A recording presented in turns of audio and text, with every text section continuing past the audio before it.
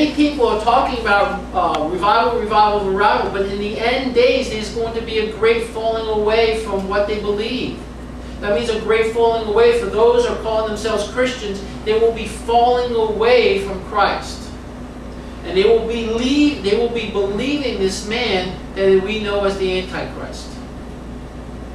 So, apostasy means a great falling away, or falling away from religion. And then it goes on to say, the son of destruction, who opposes and exalts himself above every so-called God or object of worship, so that he takes his seat in the temple of God, displaying himself as being God. So we have this man who's an Antichrist. It's explained in Daniel, it's explained in Revelation, it's explained in 2 Thessalonians. He is going to be this man, what looks to be a very anointed man, a man with flowery speech, that he's going to be drawing the nations towards him, that he's to be the one to bring peace in the Middle East. He's going to be the one that settles between the Arabs and the Jews this situation of Jerusalem and Israel. You need to understand. I know I talked about Helen Thomas a couple of weeks back. Those of you who may have heard that comment from Helen Thomas that Israel needs to leave and go home. And she meant home being Germany, Poland, Britain. Understand this history. For 400 years, from 1517 to 1917, literally 400 years, the Ottoman Empire ruled that area. There were virtually no Arabs in that area at all. That place that we know as Palestine or Israel today was desolate. The word Palestine, where that comes from? That came from Rome. Rome instituted that to angry the Jews. When Rome took over that area that is called Canaan first and then Israel second, that word was given by Rome when Rome ruled the world to that area as Palestine to anger the Jews. That's where it comes from. From 1917 to 1947, there was hardly anybody living in that land. There were Bedouin tribes.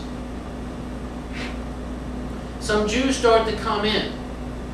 Now understand this, because of the taxation, the weird taxation that Turkey imposed, again the Ottoman Empire imposed in that area, they were virtually treeless. The trees were knocked down because you were taxed about how many trees you had on your property. Do you believe that? How many trees you had on your property, that's how you were taxed. So the trees were pretty much leveled, and that became a wasteland for the most part, and a lot of swamps. And what ended up happening is Jews came back into the land hearing a call from God to repopulate and started to drain the swamps. It was on May the 14th of 1948, after a UN resolution, that the Jews needed to have their homeland back. Now again, I can show you evidence upon evidence, even Arabs calling that land that they know that it's been a history of Jews in that land. Those Arabs that were living alongside with Jews, and they were living alongside each other and developing this land, because the Jews came in and started draining the swamps and started developing agriculture there. That's where the kibbutzes came in. And they started developing agriculture. Arabs from all over that region started to move back into that region and started living with and working alongside with the Jews.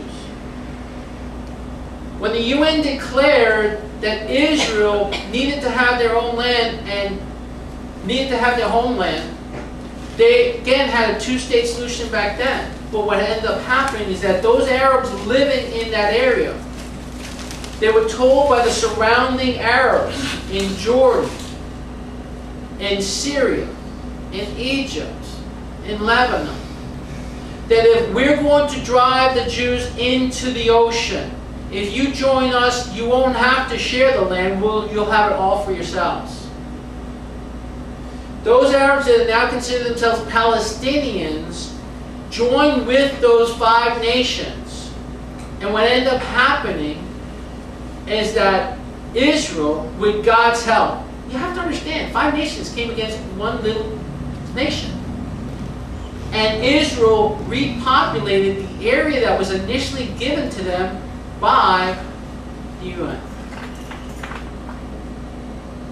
They didn't take Jerusalem until 1967.